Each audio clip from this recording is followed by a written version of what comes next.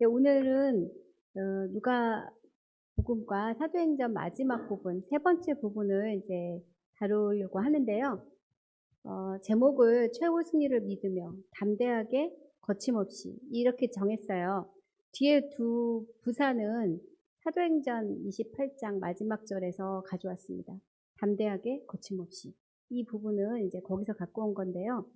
우리가 지난 시간에는 여행 부분, 여행 섹션이라는 부분들을 함께 나누면서 하나님의 다가오는 하나님 나라를 믿는 사람들은 움직이는 교회로서의 삶을 살게 된다. 그 부분들을 이제 나눴습니다. 오늘은 그 움직이는 교회로서 살았던 그 사람들의 마지막이 어떤지에 대한 부분을 이제 전하려고 합니다. 사실은 누가복음 이후에 사도행전을 읽게 되어 있는 거라 그냥 두 이야기가 이렇게 연결이 되겠죠. 그러나 이 두 책이 이 구조는 아주 비슷하게 구성이 되어 있어서 마치 전편과 속편을 보는 것 같은 그런 느낌을 갖게 돼요. 그래서 이 부분을 세 개로 나눠서 저희가 두 번째 시간에서는 첫 부분을, 세 번째 시간에는 두 번째 부분을, 그리고 오늘은 마지막 부분을 이제 다루려고 합니다. 누가복음은 이 부분에 해당되는 그 영역이 19장부터 24장까지의 말씀이고요. 사도행전은 21장부터 28장까지의 말씀이에요. 분량의 차이는 있지만 이것이 나눠보면 한 5가지로 마지막 부분이 이렇게 구성이 되어 있어요. 그래서 첫 번째 부분은 예루살렘 입성이에요. 예수님이 예루살렘에 들어가시고 바울이 예루살렘에 들어가고 하는 부분이 첫 번째 부분에 기록이 되어 있고요. 이렇게 들어간 예수님과 바울은 이제 그곳에 있었던 유대인의 지도자들과 유대교 지도자들과 이제 대치 상황에 들어가게 됩니다. 논쟁을 하게 돼요. 예수님 부분은 사실은 좀 짧고요. 바울의 부분은 좀 길게 나와요. 그런데 여행 부분을 생각하면 이 분량이 결코 적다고 말할 수 없는 부분이에요. 왜냐하면 여행하는 내내 여행하면서 이렇게 나눴던 이야기의 대부분이 유대교 지도자들하고 계속 대치하는 상황이었기 때문에 이 부분은 그렇게 짧다고 말할 수는 없는데 이 부분만 갖고 비교를 해보면 누가복음에 있어서의 그 논쟁 부분과 사도행전의 논쟁 부분은 그 분량에서의 차이가 조금 있습니다. 누가복음만 봐도 다른 복음서와 비교해서 이 분량이 상당히 적은 편에 속해요. 그래서 마태복음이나 마가복음, 요한복음은 전체 분량에서 상당 부분을 이 논쟁 부분, 논쟁 부분을 다루고 있는데 누가복음은 한 2장만 이 부분을 다루고 있습니다. 그리고 이 결과 예수님은 이제 체포되게 돼요. 그런데 바울의 경우는 조금 달라요. 바울은 먼저 체포되고 그 다음에 그리스도 교회에 대해, 기독교에 대해서 자기가 갖고 있는 회심의 그 내용과 증언 내용과 그리고 또 자기에게 주어진 사명을 변론하고 논쟁하는 부분이 그 이후에 따라 붙습니다. 그래서 예수님은 논쟁을 하시고 체포가 되고 바로 죽음에 이르지만 바울은 거꾸로 체포되고 그리고 자기를 변호하는 그 과정들이 논쟁같이 되는 과정들이 이어지고 그 다음에 로마로 가는 일정들이 연결되게 되어 있습니다. 왜 이 바울은 예수님이나 스데반 같은 그런 일정을 겪지 않고 좀 다른 과정을 겪게 되었을까요? 즉 스데반은 똑같은 일을 하고 죽임을 당하잖아요. 그런데 바울은 이 책에서는 사도행전 내에서는 죽는 장면이 나오지 않아요. 그럼 도대체 왜 스데반은 죽고 바울은 죽지 않았을까? 이런 질문을 가질 수도 있겠죠. 정확하게 나오지는 않지만 두 사람의 사명이 다르기 때문이라고 생각할 수도 있어요. 스데반은 그 안에 있는 유대인들에게 복음을 전하는 것이 사명이었고 바울은 그가 직접 말한 대로 예수님께서 그에게 말씀하신 대로 사도행전 23장 11절에 보면 내가 너를 이방인에게 복음을 전하는 자로 세우겠다라고 말씀을 하세요. 그러니까 그곳에서 죽은 것이 아니라 예루살렘에서 죽은 것이 아니라 다른 지역에 갈 수 있도록 길을 열어준 거라고 볼 수도 있죠. 우리가 똑같이 예수를 믿지만 우리의 사명에 따라서 그 자리에서 감당하는 일들이 상당히 다르다는 것을 알 수가 있어요.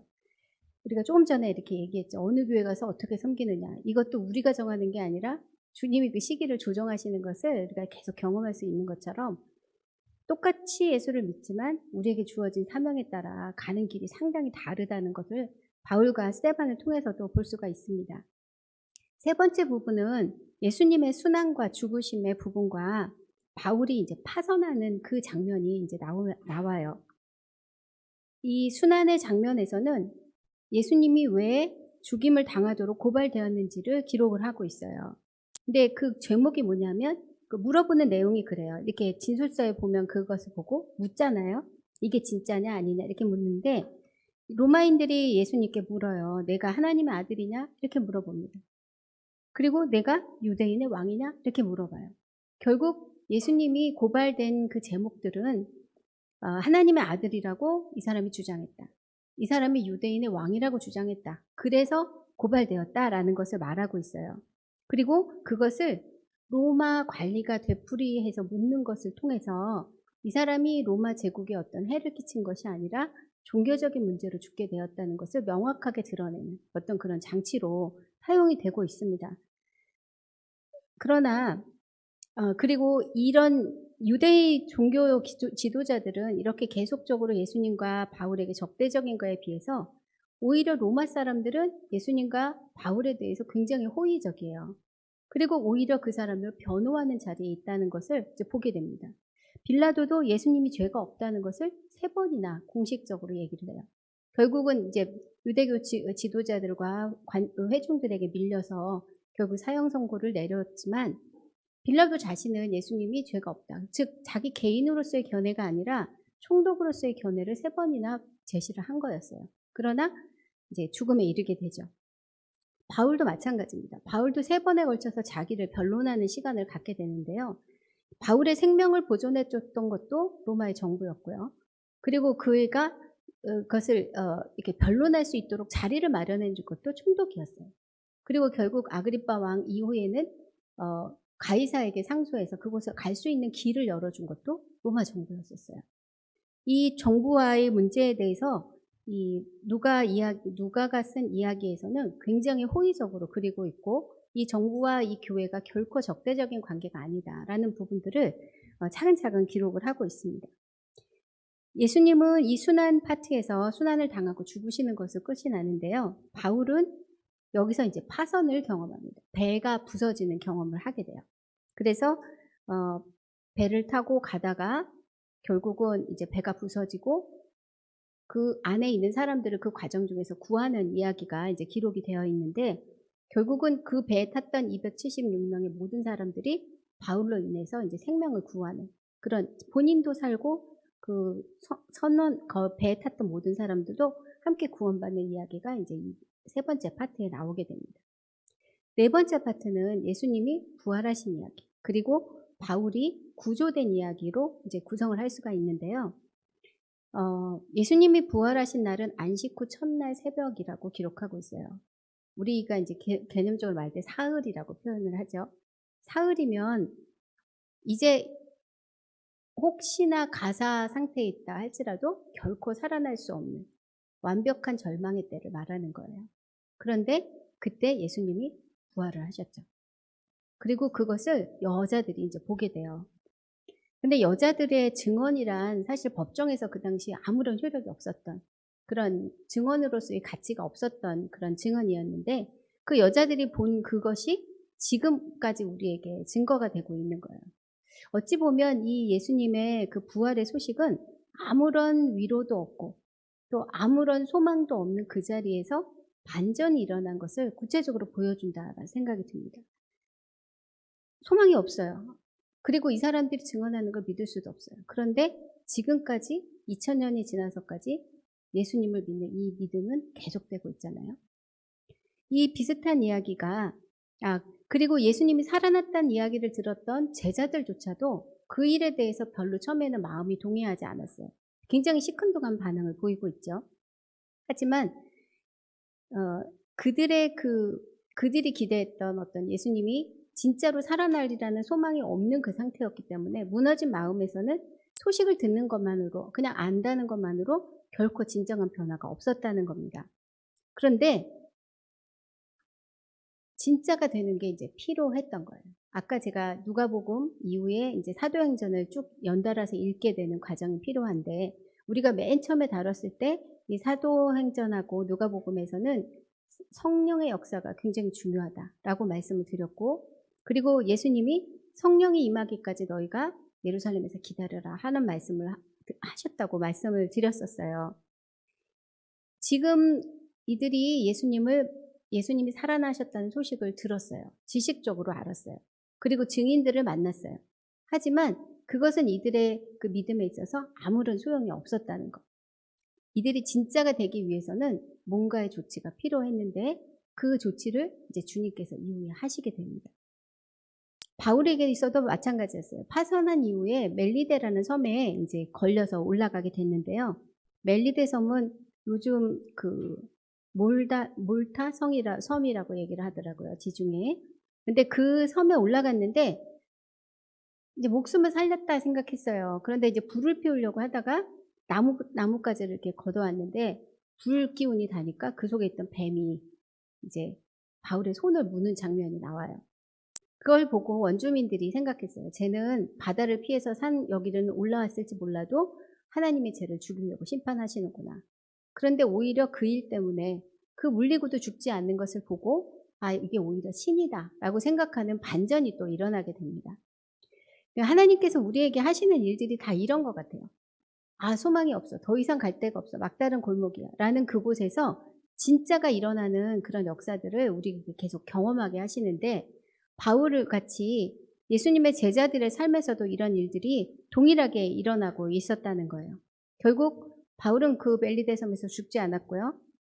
오히려 자기에게 친절을 베풀었던 보블리오의 그 아버지도 병도 고치게 되고 그분들의 호의로 잘 지내다가 결국은 이제 로마로 돌아와서 자기 믿음의 형제들을 만나게 됩니다.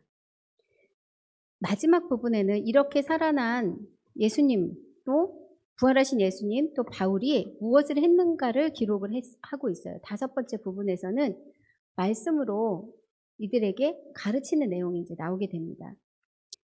누가복음에서는 두 종류의 가르침의 이야기가 나와요. 하나는 우리가 잘 알고 있는 엠마오의 두 제자들의 이야기가 나오게 되고 그 이후에는 엠마오 제자들이 예수님을 만나고 변화돼서 이제 11 사도죠. 그 사도들에게 가서 이것을 전했을 때 다시 예수님이 그들에게 나타나셔서 그들에게 말씀으로 가르치는 이야기가 이어지게 됩니다.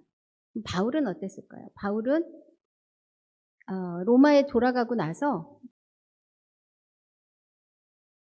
그곳에 살고 있는 유대인들을 자기 집에 청합니다. 그리고 그들에게 말씀을 근거하여 예수가 그리스도시다. 성경에 말하고 있는 그리스도가 바로 예수다라는 것들을 증거하는 그런 이야기가 나오게 됩니다. 그 말씀을 들은 사람들의 반응은 두 가지죠. 믿는 사람도 있고 믿지 않은 사람도 있었다. 그렇게 표현하고 있어요. 그래서 그것을 보고 이제 바울이 자기에게 주어주신 사명, 즉 이방인에게 복음을 전하는 일을 자유롭게 행하게 되는 이야기가 이제 마지막에 기록이 되어 있어요. 그렇다고 이방인에게만 전했냐? 그렇지는 않아요. 마지막에는 자기에게 오는 모든 사람에게 복음을 전했다라고 표현하고 있기 때문에 이 복음이 이방인에게만 혹은 유대인에게만이 아니라 모든 사람에게 다 전해졌다라고 이 마지막 부분에서는 이야기하고 있습니다. 이 이야기 여러분이 다 알고 계시는 이야기라 제가 이렇게 모아서 설명을 드려도 무슨 뜻인지 아실 거예요. 이 이야기를 이렇게 읽어보면서 한 몇 가지 특이점이 있다는 것을 좀 생각하게 되었어요. 첫 번째는 모든 일이 예루살렘부터 시작이 됩니다. 그죠? 예수님도 예루살렘 성으로 올라가세요. 죽음을 각오하고 사실은 올라가시는 거예요. 그래서 그 19장에 보면 열무나 비유가 끝난 다음에 예수님이 이제 가자. 그리고서는 예루살렘에 올라가는 이야기가 있어요. 지난주에 저희가 열무나 이야기를 말씀을 드렸는데 그 문화 이야기에 귀인이 왕이 되고자 왕위를 받고자 멀리 여행을 했다라는 이야기가 있었죠. 지금 예수님이 딱 그 각오로 지금 예루살렘으로 올라가고 계신 거예요. 예루살렘부터 시작이 됩니다. 그리고 바울도 사실은 동일한 마음으로 예루살렘에 올라가요. 사도행전 21장 13절에 보면 너 가면 이제 체포될 거야. 빌립의 그 네 딸들이 예언하는 장면들이 나와요. 그래서 가지 마라. 이 벨트의 주인공처럼 이렇게 꽁꽁 묶여서 이 벨트의 주인공이 이렇게 꽁꽁 묶여서 결박돼서 자유를 잃게 될 거다. 그렇게 이제 경고를 하는 거를 보고 주변에서 이제 가지 말라고 이제 막 우니까 그때 이제 얘기를 해요. 여러분이 어찌하여 울어 내 마음을 상하게 하느냐. 나는 주 예수의 이름을 위하여 결박당할 뿐 아니라 예루살렘에서 죽을 것도 각오하였노라. 예루살렘에 올라가는 일은 죽음을 각오하고 올라가는 거였어요. 예수님도 그랬고 바울도 그랬습니다. 그런데 그 끝이 달랐죠. 예수님은 예루살렘에서 끝나셨어요. 돌아가셨어요. 죽으셨어요. 그러나 바울은 그 끝이 로마로까지 이어졌습니다. 이 차이는 아까도 잠깐 말씀드린 것처럼 각 사람에게 주신 사명의 차이인 것 같아요. 내가 예루살렘에 계속 머물 거야. 나는 로마까지 갈 거야. 제가 결정할 수 없는 문제라고 지난주에도 말씀을 드렸는데 그러나 모든 일은 예루살렘부터 시작합니다. 즉 하나님의 약속하신 그 자리에서부터 시작을 하는 거예요. 그 일들이 이제 첫 번째 특이점이라고 볼 수 있고요. 두 번째는 바울과 예수님, 하나님의 뜻대로 살고자 애쓰는 그 사람들을 대적하는 사람들이 로마인, 즉 이방인이 아니라 유대교 지도자들이라는 것. 그것이 또 하나의 특이점이에요. 이방인이 아니라 이미 성경을 잘 알고 있는 사람들. 그러나 자기의 생각대로 신앙을 갖고 있는 사람들. 성경이 기준이 아닌 사람들은 하나님의 역사를 방해하는 것뿐만이 아니라 또 우리 자신도 그것을 벗어나지 않으면 다른 사람의 믿음, 진짜 믿음을 방해할 수도 있다. 라는 부분들을 우리에게 가르쳐주는 부분입니다. 바울이 바로 그 증인이에요.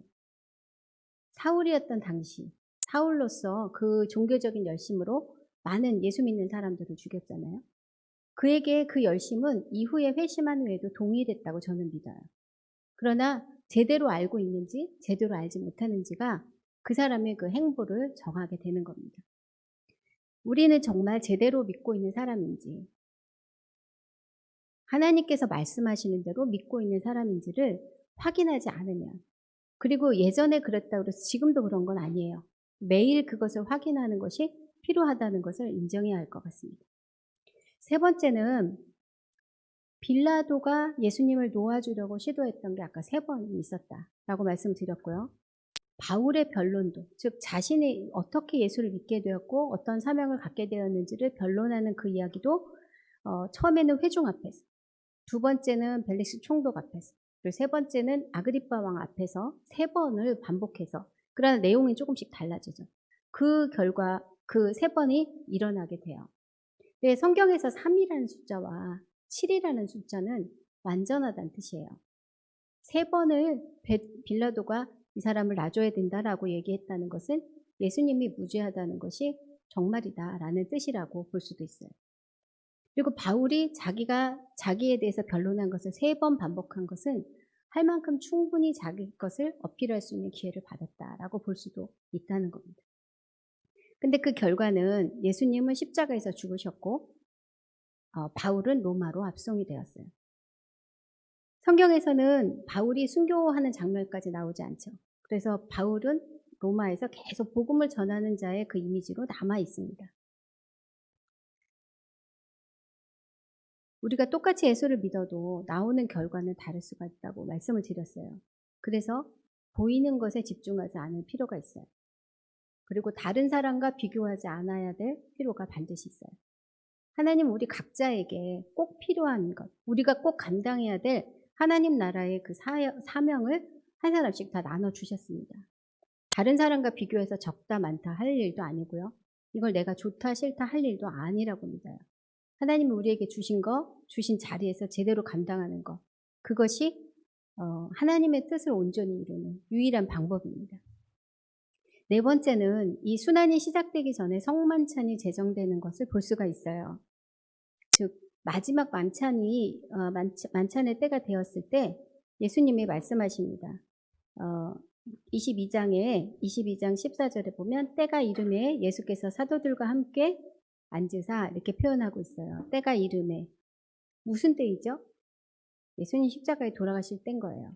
그 때가 될 때 예수님이 성만찬을, 즉 예수님이 그 제자들과 함께 만찬을 하시면서 이것을 기념해라. 이렇게 말씀하십니다.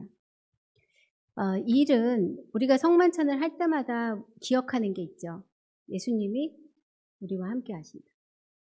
예수님의 몸을 우리에게 주셔서 그 생명을 나눠주셨다. 그걸 기억하잖아요.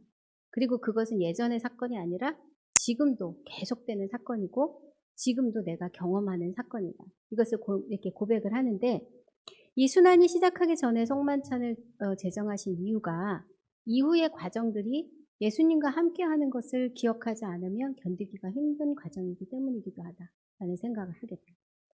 이 누가복음과 사도행전에는 이후의 성만찬의 이야기가 2번이 반복돼서 나와요. 누가복음에서는 이 마지막 만찬이 있은 이후에 엠마오로 가는 2 제자를 만난 그 장면에서 예수님이 이 떡을 떼어주는 그 장면을 통해서 예수님과 함께 했다는 것을 이 2 제자가 깨닫는 장면이 나오게 됩니다. 그리고 사도행전에서는 그 어디가 이런 게 있을까라고 궁금하실 거예요. 근데 정확하게 이 단어가 반복되진 않아요. 맨 마지막 단어는 빠져 있지만 떡을 떼고 나누는 장면들이 어디서 나오냐면 난파선에서 일어나요. 멜리데 섬에 구조되기 직전에 배에 있는 모든 것들을 버리고 이제 하나님께서 당신들의 한 사람의 생명도 상하지 않게 하겠다라고 말씀하는 그 자리에서 마지막으로 식사를 하는 그 동사가 그대로 성만찬에서 쓰여진 그 동사예요. 근데 마지막에 그것을 이제 나눠주는 장면은 나오지가 않는데 그 일들이 지금 그 난파선 안에서도 일어나게 돼요. 순환의 자리에, 예수님 때문에 고난을 받는 자리에 만약에 우리 혼자 그 자리에 있다고 생각한다면 사실 그것을 끝까지 견디기가 쉽지 않을 겁니다. 그런데 주님은 그 자리에 너 혼자 있는 거 아니다 라고 알려주시기 위해서 이 일들을 우리에게 먼저 알려주신 것 같아요. 그리고 내가 그 자리에 있다는 것을 꼭 기억해라. 떡을 뗄 때마다, 먹을 때마다 기억할 수 있도록 그 장치를 마련해 주신 거라 믿습니다. 5번째는 우리가 증언해야 될 것이 성경이 말하는 그리스도가 예수님이시다. 이것을 알려주신 거예요. 성경에서 말하고 있는 여러 가지 내용들이 있어요. 정보도 있고, 뭐, 이야기도 있고. 그런데 그 포커스는 단 한 가지. 성경에서 말하고 있는 구세주, 그 구세주 메시아는 예수님이시다. 그 얘기를 해주기 위해서 성경이 있는 거다. 우리가 성경을 읽을 때 이 포커스를 잊어버리면 안 된다라고 얘기하고 있는 겁니다. 예전에, 지금은 아닌데요. 저희가 이렇게 막 시작한 지 얼마 안 됐을 때는 막 정말 성경을 근거로 한 별의별 책이 다 나왔어요. 뭐 경제 교과서다부터 시작해서 뭐 정치 교과서, 별 얘기가 다 나왔어요. 그런데 그것은 참고할 수 있을지 몰라도 성경의 포커스는 오직 예수님은 그리스도시다. 그리스도는 예수시다. 그거라는 거예요. 만약에 그 핵심을 놓치고 다른 방법으로 성경을 사용한다면 이거는 정말 뭐라 그래야 될까요? 이 여러 가지 도구들을 제대로 못 쓰는 거 이상의 정말 큰 실수를 하고 있는 거라는 거죠. 성경의 말씀은 우리가 포커스를 분명하게, 예수님은 그리스도시다. 그리스도는, 하나님께서 약속하신 그리스도는 오직 예수 그리스도시다. 라는 것들을 우리에게 말해주고 있고 그것을 분명히 붙잡아야 되는 겁니다. 그래서 이 마지막 부분에 제가 키워드로는 3가지를 잡았어요. 첫 번째는 이제 성찬입니다. 성찬. 누가복음 22장 아까 말씀드린 14절에 나온 말씀인데요. 예수님의 순환이 일어나기 전에 마지막 만찬 자리에서 시행이 되었어요. 이 성찬에는 보통 4가지의 단어를 사용을 하는데요. 첫 번째는 이제 take, 들어. 그리고 give, thank, 감사 기도를 드립니다. 그리고 3번째는 break, 떼어서 그 다음에 give, 주는 거예요. 이 4가지 단어들을 이제 같이 사용하게 돼요. 예수님이 마치 들어서 감사 기도하시고 떼어서 나눠주는 이 활동들이 그냥 예전인 것 같지만 실제로는 그 하나하나에 신학적인 의미들이 담겨져 있죠. 그리고 이 일들이 일어나는 곳마다 예수 그리스도를 기억하는 역사가 있다고 말하고 있어요. 그래서 이 성찬이 일어나는 자리에서 우리가 기억해야 될 것은 주님이 이곳에 함께 하신다. 정말 그거 한 가지입니다. 주님이 함께 하신다라는 의식이 살아나면 정말 모든 것들이 다 달라지잖아요. 그리고 지금 이 순환의 자리에서 엠마오로 가는 제자들의 상황을 생각해 보면 사실 이 사람들도 소망이 끊어진 거예요. 하나님이 우리에게 주신 메시아라고 생각했는데 그 사람이 왕으로서 등장한 것이 아니라 이제 죄인이 되어서 죽었으니, 그런데 그 사람이 살아났다니 이 도대체 어떻게 된 거야? 혼란스러운 상황에서 그저 내려갈 수밖에 없는 그런 상황이었는데 그들에게 이 떡을 떼고 나누는 과정을 통해서 자기에게 이것을 설명해 주셨던 예수님, 그 앞에 있는 사람이 바로 구세주라는 것을 깨닫게 된 그 순간을 생각해 보면 정말 죽었던 그 소망이 살아나는 그런 자리라고 볼 수 있겠죠. 바울도 마찬가지예요. 그 배에서 저는 정말 배를 엄청 싫어하거든요. 물 위에 있는 거 진짜 싫어요. 물속에 들어가는 것도 싫어하고 물 위에 떠 있는 것도 싫고 목욕탕 가는 것도 싫고 정말 물은 정말 싫어요. 근데 거기서 지금 배가 이렇게 표류하는 상황이라고 생각해 보시면 어디가 바다고 어디가 하늘인지 모르는 상태가 지금 14일이 지났다고 생각해 보세요. 그 사람은 살아있지만 지금 살아있는 상황이 아닌 거예요. 그런 상황에서 바울이 하나님께 말씀을 듣고 그 말씀을 근거해서 이 사람들에게 한 사람도 죽지 않을 것이다 전합니다.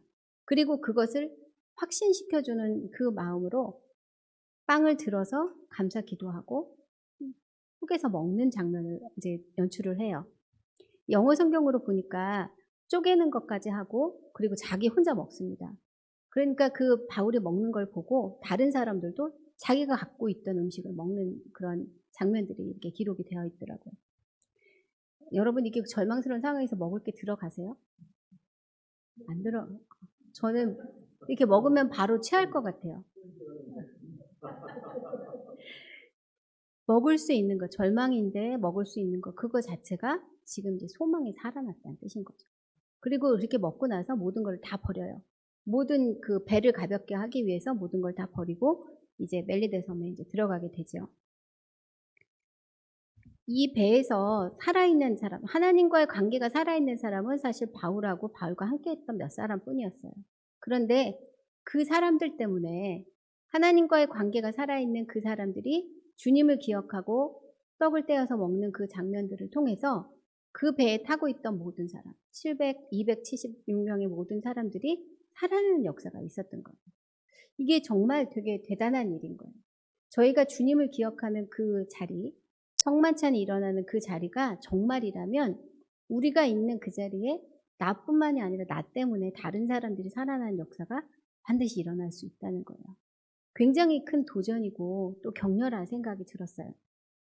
또 하나는 이 뒷부분에서의 키워드 중에 하나는 말씀이에요. 근데 이 누가복음에서 말하고 있는 말씀은 뭐라고 표현하고 있냐면 누가복음 24장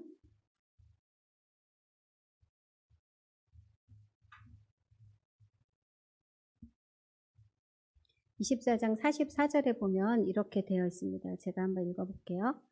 또 이르시되 내가 너희와 함께 있을 때에 너희에게 말한 바 곧 모세의 율법과 선지자의 글과 시편에 나를 가리켜 기록된 모든 것이 이루어져야 하리라 한 말이 이것이라 하시고, 자 여기에 성경이라고는 안 쓰여 있는데 성경이 있어요. 그죠? 혹시 아시겠어요? 네, 모세의 율법, 그리고 선지자의 글, 그리고 시편. 자, 이렇게 펴서 얘기하고 있지만 이 말은 그대로 구약 성경을 말하고 있어요. 우리 성경을 유대인들이 읽는 책 히브리 성경으로 보면 이 세 파트로 나누어져 있기 때문에 그래요. 그래서 모세의 글이라고 말하고 있는 그 부분은 이제 모세오경, 즉 토라라고 하는 부분입니다. 그리고 선지자의 글이라고 말하는 부분들은 우리가 말하는 역사서와 예언서 대부분을 이제 포함을 하고 있어요. 그리고 시편이라고 말하는 부분들은 그 위에 나머지 글들을 이렇게 묶음을 말하고 있는데 당시에 이들이 읽었던 히브리 사람들이 읽었던 성경이 바로 요 세 파트로 되어 있었기 때문에 모세와 선지자의 글과 시편이라고 말하면 구약 성경 전체를 말하는 거예요. 이 구약 성경 전체가 예수님을 가리켜 기록하고 있다라고 예수님이 지금 말하고 있는 거죠. 이 앞에도 지금 이 부분은 제자들에게 예수님이 하신 말씀인데요. 엠마오로 가는 제자들에게도 예수님이 동일한 말씀을 하세요. 엠마오로 가는 제자들에게도 성경으로 말씀을 전하고 있는데 27절에 보면 24장 27절에 보면 이에 모세와 모든 선지자의 글로 시작하여 모든 성경에 쓴 바 자기에 관한 것을 자세히 설명하시니라. 성경 말씀에 대해서 굉장히 중요하게 여기고 있는 거죠. 또 사도행전에서도 동일합니다. 사도행전도 마지막 28장에 28장 23절에 보면 이렇게 기록하고 있어요. 바울이 아침부터 저녁까지 강론하여 하나님의 나라를 증언하고 모세의 율법과 선지자의 말을 가지고 예수에 대하여 권하더라. 왜 시편이 빠졌나? 예, 시편은 마지막에 이렇게 편집돼서 들어간 책이라 중요성은 많이 떨어졌어요. 그러나 모세의 글과 선지자의 글은 예전부터 하나님의 말씀이라고 받았던 것이라 중요하게 여겼던 책이어서 보통은 시편까지는 성경에 들어가고 나머지 부분들은 시편과 나머지 책들을 하고 부를 수도 있게 되는 거죠. 어쨌든 이 말씀을 통해서 예수님이 그리스도시다라고 증거하고 있다. 이 부분을 굉장히 많이 강조를 하고 있습니다. 엠마오로 가던 제자들은 예수님이 풀어줬던 이 말씀을 듣고 이해하게 되었어요. 아, 선지자가 말씀하신 대로, 모세가 말한 대로 그리스도는 고난을 받는 사람이구나. 그리고 죽었다가 살아나서 하나님께서 그를 높여 세우시는구나 라는 걸 깨닫게 되었는데, 그냥 깨닫게 된 거로 끝나지 않고 그것이 눈이 열려서 진짜 자기 앞에 예수님이 있는 것을 알게 된 다음에는 다시 예루살렘으로 돌아가게 돼요. 예루살렘에서 지금 내려온 길이었거든요. 예루살렘에서 엠마오로 내려오는 길이었는데 지금 다시 예루살렘으로 올라갔어요. 그리고 제자들의 그 무리에 합류하게 돼요. 그리고 예수님을 자기들이 만난 이야기를 하게 되죠. 왜 예루살렘에서 내려왔을까요? 집이 엠마오라 집이 엠마오라 내려온 것도 있죠. 그러나 예루살렘에 그냥 남아있으면 어떤 박해를 받을지 모르는 상황이었기 때문에 저희가 그때 열무나 이야기 기억나시죠? 열무나에서 내가 이 귀인에게 속한 사람이다라는 게 드러나면 반역자가 될 수도 있다. 죽임을 당할 수도 있다라고 말했어요. 엠마오도 이 두 제자도 비슷한 처지였던 것 같아요. 그런데 그것을 감수하고 지금 다시 예루살렘으로 올라간 거예요. 말씀은 우리에게 우리가 어디서 어떻게 무엇을 해야 하는지에 대한 기반을 굉장히 분명하게 해줘요. 첫째 파트에서 우리가 반석 위에 지은 집의 이야기를 잠깐 나눴습니다. 기초 위에, 분명한 기초 위에 집을 세워야 흔들리지 않는다고 주님이 말씀하셨는데 그 기초가 바로 예수 그리스도라고 말씀드렸어요. 그리고 오늘 말씀에는 예수님이 나에 대한 이야기를 이 구약 성경 안에, 즉 이후에는 이게 성경 전체가 되는데요. 이 말씀 안에 나에 대한 그 이야기가 기록되어 있다라고 얘기를 하고 있어요. 자, 그렇다면 우리의 믿음은 어디 위에 세워야 하는 걸까요? 말씀으로 본다면, 오늘 말씀으로 본다면 성경 위에 두어야 되겠죠. 우리의 경험과 우리의 경험이 아니라 말씀 위에 기초를 두지 아니하면 얼마든지 누구든지 흔들릴 수 있다고 말씀하고 있는 겁니다. 이방인의 개종자들이 많아지면서 사실 초대교회에서는 우리가 이 성경을 계속 읽을 필요가 있을까? 특히 구약 성경을 읽을 필요가 있을까라는 생각들이 많이 일어났었어요. 그런데 그것이 이후에는 이제 이단으로 정죄가 되게 됐어요. 기초가 없는 집이란 있을 수 없습니다. 하나님의 역사는 지속적으로 수천 년 동안 우리에게 해오고 있었다는 것을 성경은 우리에게 증거하고 있어요. 근데 이 구약 누가 이야기에서 가장 흥미로운 부분은 저로서는 가장 흥미로운 부분은 보통 말하는 we 섹션이라고 하는 부분이에요. 우리라고 말하는 그 주어가 나오는 그 부분을 we 섹션이라고 하는데 이 부분이 가장 흥미롭고 재미있는 부분입니다. 사도행전 27장부터 28장 12절까지의 말씀을 보통 이 부분이라고 하는데요. 28장 22절까지 부분을 이 부분에서는 갑자기 주어가 3인칭 단수에서 1인칭 복수로 바뀌어요. 즉 그가, 그는 그렇게 설명했던 부분들이 우리는, 우리가로 바뀌는 이 부분이 바로 여기 사도행전 27장 28장 부분입니다. 이 부분을 읽으면요, 갑자기 누가가 이렇게 글을 쓰다가 갑자기 글 안으로 팍 들어가는 그런 느낌이 들어요. 남의 이야기를 전하다가 이제 내 얘기를 전하는 거예요. 갑자기 막 흥분해서. 그런 느낌을 딱 받는 이 사람이 지금 왜 갑자기 이러지? 라고 생각할 정도로 그렇게 들어가죠. 그리고 갑자기 또 28장 22절 이후에는 또 자기가 빠져버려요. 그렇다면 이 글 쓰는 사람이 그냥 막 써서 그냥 보낸 편지라도 이런 경우에는 고칠 텐데, 그렇게 안 했다는 것은 분명한 의도를 가지고 이 부분을 기록했다고 볼 수가 있겠죠. 근데 이런 부분이요, 누가복음에도 나와요.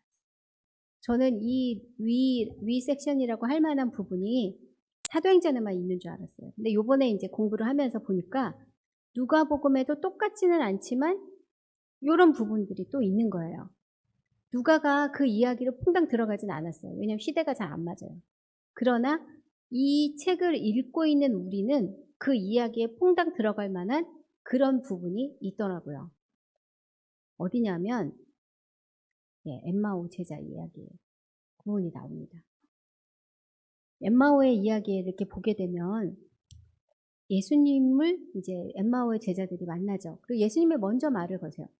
예루살렘에 도대체 무슨 일이 있었냐? 그랬더니 글로바라는 사람이 쳐다보면 딱하다는 듯이, 아니 예루살렘에 계속 있다 온 사람이 그것도 모르냐? 지금 온 성내가 난리였는데, 그러면서 그 이야기를 해주는 장면이 있는데요.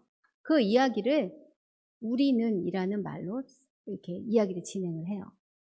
그래서 그 짧은 이야기 안에 우리라는 말이 이제 뭐 주격도 나오고 뭐 역격도 나오고 여러 가지 다 나온 거 다 합쳐서 9번이나 우리라는 말이 나옵니다. 영어 성경으로 찾아봤어요. 그때 영어는 11번이 나와요. 근데 그거는 문법의 차이가 있겠죠. 그래서 정확하게 이 횟수로 어떤 의미가 있는지를 말할 수는 없는데, 이 짧은 이야기 9번이나 우리라는 단어가 반복되고, 특히 마지막 문장인 32장 2절에는 우리란 말이 3번이나 나오는 거예요. 우리가. 그래서 결국은 그 이야기가 끝나자마자 이 엠마오의 두 제자는 벌떡 일어나서 예루살렘으로 달려가는 이야기가 나오죠. 만약에 이 이야기를 간접 합복으로 썼다면, 만약에 그 우리라는 얘기로 안 하고 그가 이렇게 얘기했다라는 말로 썼다면 그런 느낌은 이제 안 살 것 같아요. 이게 상황을 전달했다라고 말할 수는 있어도 그것이 무슨 뜻인지, 어떤 느낌인지, 우리의 감정이 어떻게 동하는지를 경험하기는 어려웠을 것 같아요.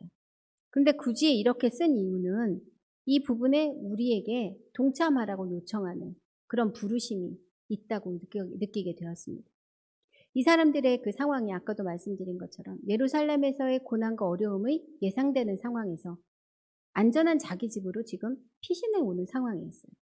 그런데 그 이야기를 나누는 과정 중에, 예수님과 그 이야기를 나누는 과정 중에 예수님의 이야기로 자기들이 메시아를 만났다는 걸 알게 되는 그 아주 직접적인 그 경험을 우리라는 단어를 통해서 마치 내가 지금 경험한 것처럼 그 이야기를 실시간으로 우리에게 보여주고 있는 거죠.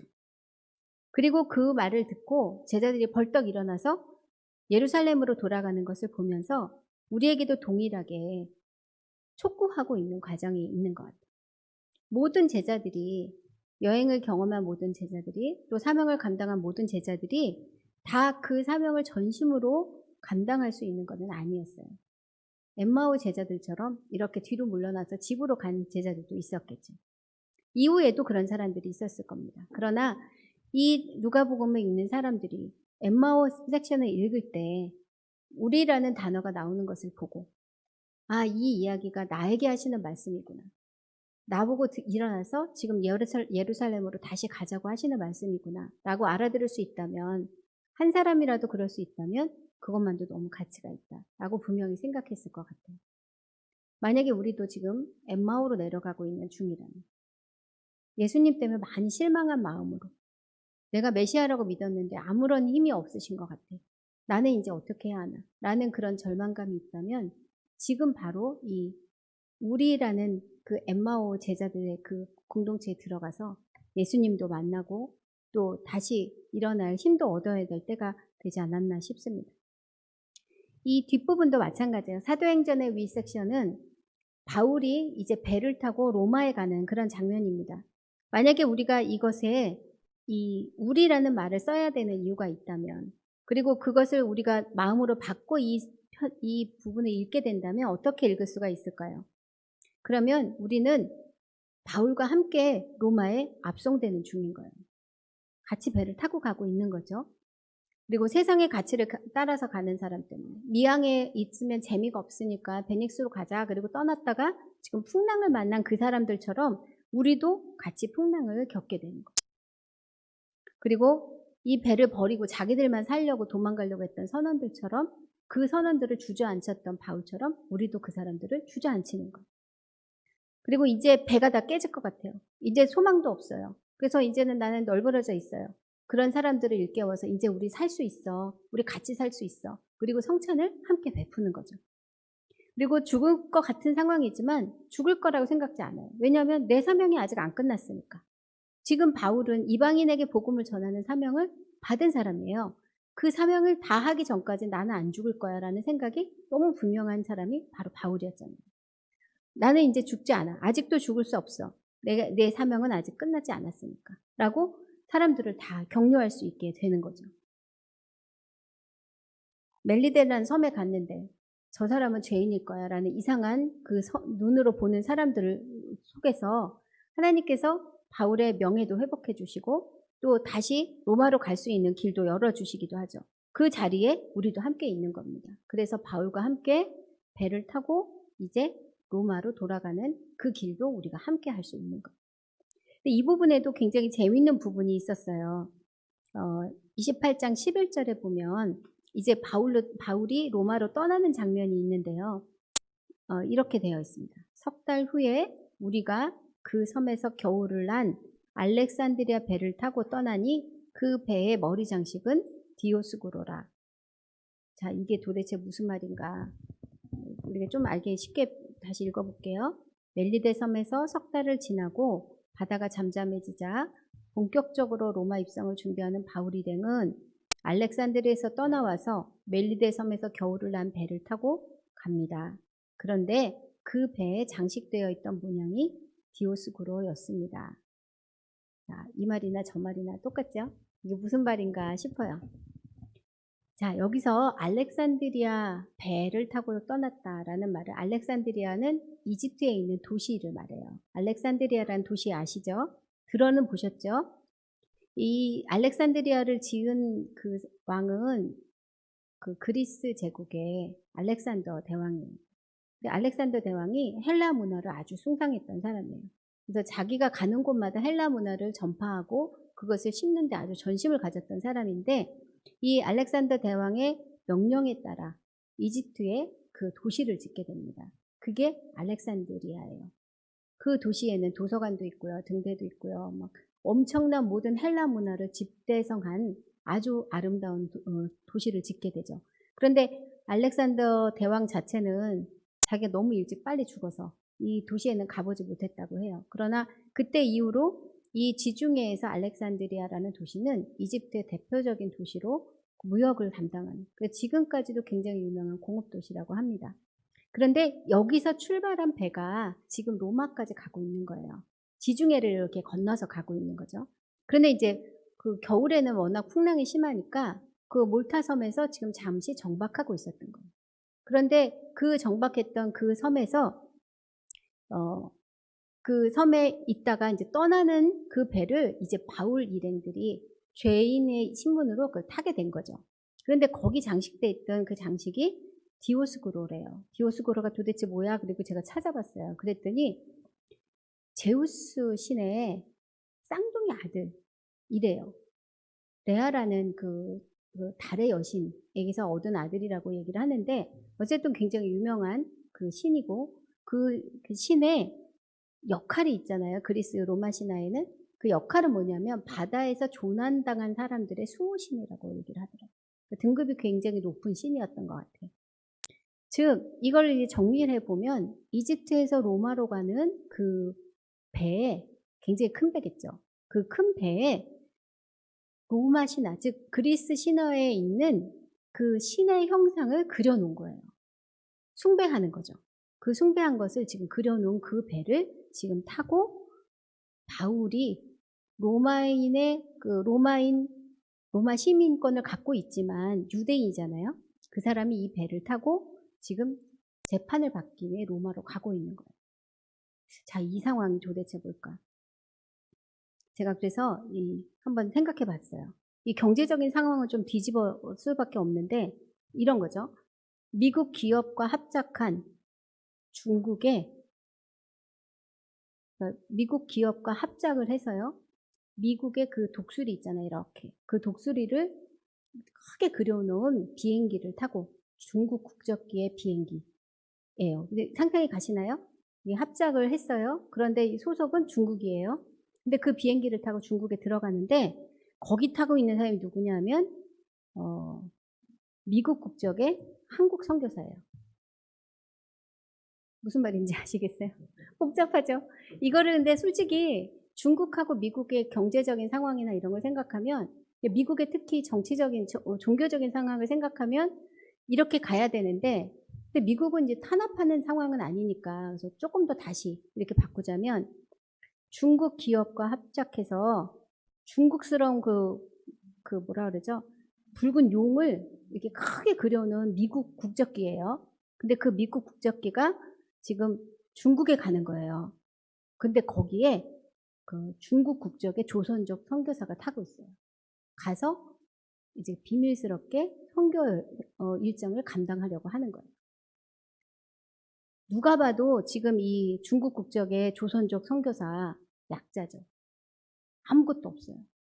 정치적인 기반도 없고 돈도 없고 아무것도 없어요. 그런데 이 본문에서 나오는 이 바울의 모습이 이거랑 비슷한 거예요. 그런데 바울의 모습은 무슨 개선장국 같아요.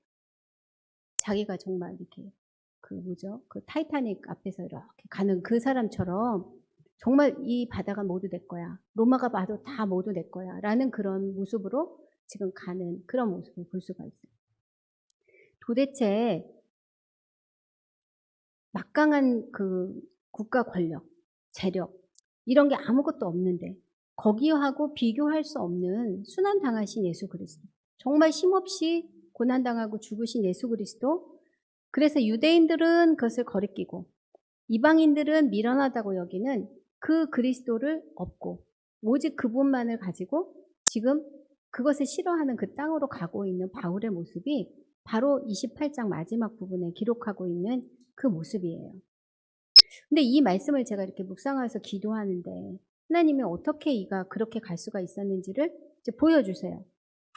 고린도전서 11장 1절에는 너무 유명한 말씀이에요. 내가 그리스도를 본받은 자가 된 것 같이 너희는 나를 본받는 자가 되라.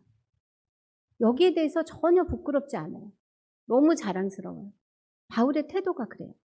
어떻게 그럴 수가 있었을까? 고린도전서 1장 27절 29절에 이렇게 말합니다. 그러나 하나님께서 세상의 미련한 것들을 택하사 지혜 있는 자들을 부끄럽게 하려 하시고 세상의 약한 것들을 택하사 강한 것들을 부끄럽게 하려 하시며 하나님께서 세상의 천한 것들과 멸시받는 것들과 없는 것들을 택하사 있는 것들을 폐하려 하시나니 이는 아무 육체도 하나님 앞에서 자랑하지 못하게 하려 하십니다. 이 말씀을 그냥 말한 게 아니고요. 바울은 진짜 이 말을 믿었어요. 그리고 이 말씀대로 살았던 사람이었어요. 오늘 이 장면을 28장 11절에 나오는 장면을 이렇게 그려보면 바울은 정말 이 믿음이 있었던 사람이었어요.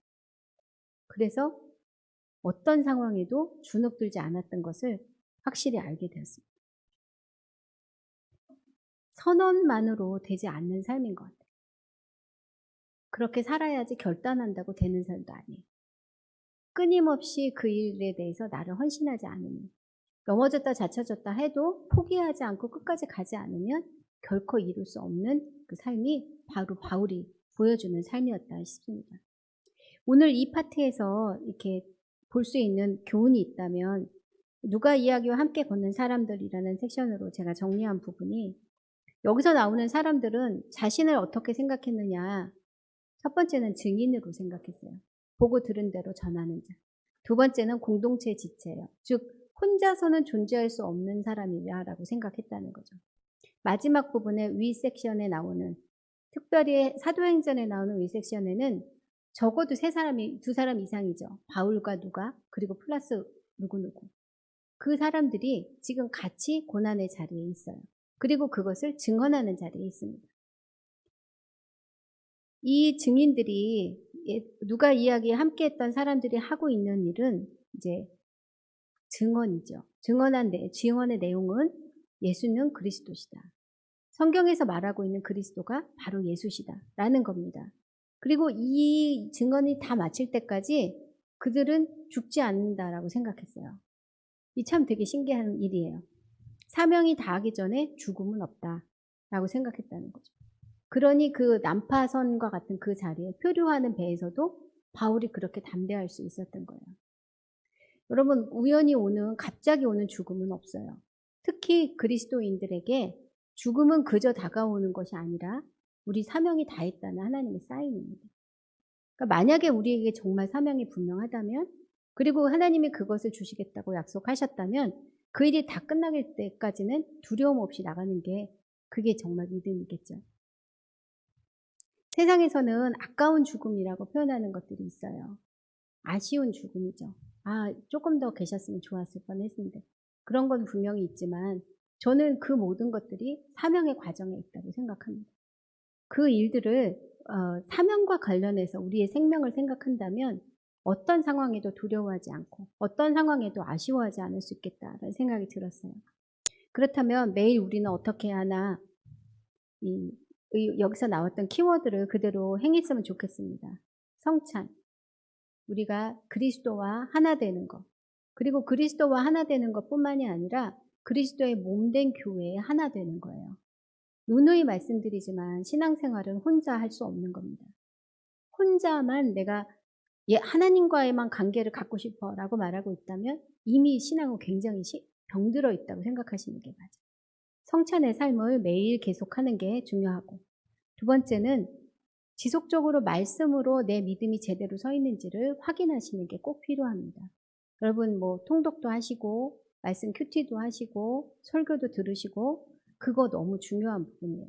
기초를 분명하게 세우지 않으면 우리가 흔들려도 제대로 깨닫지 못하기 때문에 반드시 매일매일 우리의 기초가 단단한지, 혹시 기초 위에 이렇게 진흙이 올라가 있어서 이렇게 집이 떠다닐 수 있는 상황은 아닌지를 꼭 확인해 보셔야 돼요. 그리고 세 번째는 우리라는 의식이에요. 아까 위 섹션을 말씀을 드렸는데 내가 혼자 가는 게 아니라는 것이 분명할 때 어떤 상황에도 힘을 얻을 수가 있어요. 바울이 이렇게 담대한 그런 선교 여행을 계속할 수 있었던 이유 중에 하나가 그가 혼자 다니는 사람이 아니었기 때문에 그래요. 혼자 떠났어도 꼭 공동체를 만드는 사람이었어요. 정말 대단한 사람이에요. 가서 회심했던 디모데를 만나서 디모데랑 같이, 소스데네와 함께, 또 누가와 함께 이런 일들을 계속 해나갔는데 우리도 믿음의 공동체 안에서 다른 지체들과 연합하는 것, 또 교류하는 것들을 계속해 나가야 끝까지 이 일들을 잘 감당하며 갈 수 있겠습니다. 이제 전체 4주간 했던 부분들을 마무리하는 말을 우리가 함께 나눴으면 좋겠습니다. 사도행전 28장 31절, 30절, 31절 말씀인데요. 여러분 넣어드렸나요, 제가? 네, 우리 같이 읽겠습니다. 시작. 바울이 온 이태를 자기 셋집에 머무르면서 자기에게 오는 사람을 다 영접하고 하나님 나라를 전파하며 주 예수 그리스도에 관한 모든 것을 담대하게 거침없이 가르치더라. 아멘. 예. 비록 바울은 로마에서 포로의 몸으로 2년을 살았다고 지금 이 본문에서는 그렇게 기록해요. 포로로 살았지만 그 2년 동안 가만히 있지 않았어요. 그곳에서 자기 셋집에 머무르면서, 자기가 나가는 게 지금 유배 상황이니까 쉽지가 않았겠죠. 가택연금 상태였으니까. 그러나 자기 집에 오는 사람을 맞을 수가 있었어요. 즉 자기 상황에선 최선을 다해서 그 일들을 감당했다는 거예요. 셋집에 머물면서 자기에게 오는 사람을 다 영접했어요. 또 유대인이면 들어오고 이방인이면 들어오지 마라. 아니면 거꾸로 이방인이면 들어오고 유대인이면 오지 마라. 그렇게 안 했다는 거예요. 이방인이나 유대인이나 바울을 찾아오는 모든 사람들을 다 영접했어요. 그리고 두 가지를 알려줬죠. 하나님 나라에 대해서 알려줬고요. 그리고 성경에서 말하고 있는 예수 그리스도에 대한 모든 것들을 알려줬어요. 두 가지를 다 알려줬어요.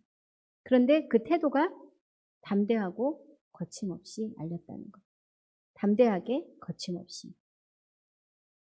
지혜 없다는 뜻이 아니라 그 사람에 맞게, 그러나 굉장히 강력하게 메시지를 전하는 삶을 살았던 자가 바로 바울이었습니다. 그리고 바울의 모습이 바로 누가가 우리도 이래야 한다라고 샘플로 제시하고 있는 우리 제자의 모습이에요. 저는 이 누가와 함께 걷는 이 시간, 사조를 이렇게 준비하고 읽고 하는 과정 속에서 주님이 우리에게 주시는 그런 부르심, 가르침이 굉장히 단순하고 그러나 매우 명확하다는 것을 저 개인적으로 깨닫게 되었어요. 흐릿한 게 없으세요. 너무 분명합니다. 우리가 흐릿한 게 혹시 있을지도 몰라라고 생각하는 것 뿐이지 하나님의 우리에게 제시하고 있는 그런 제자됨의 이야기는 흐릿한 영역이 없어요. 그래서 그 말씀을 우리가 받고 순종하면 그것이 더욱더 분명해지는 게 정말 하나님의 말씀입니다. 그래서 하나님의 말씀이 매우 단순하고 명확하다면 우리도 그런 태도로 말씀 앞에 서는 게 맞다고 생각이 들어요. 그래서 매일 바울이 지금 가르쳤던 제목처럼 하나님 나라와 예수님에 대한 주 예수 그리스도에 관한 모든 것들을 매일 점검하고 확인하고 배우고 훈련하고 또 전하는 그 일에 성실하게 우리가 도전하고 또 헌신해야 되지 않을까라고 생각이 듭니다. 여러분에게는 어떻게 주님이 도전하셨는지 모르겠어요. 아마 각자에게 주시는 말씀들이 있을 텐데 그 말씀들에 대해서 여러분도 그대로 순종하는 가운데 열매를 맺는 그런 우리 성도들이 되었으면 좋겠습니다.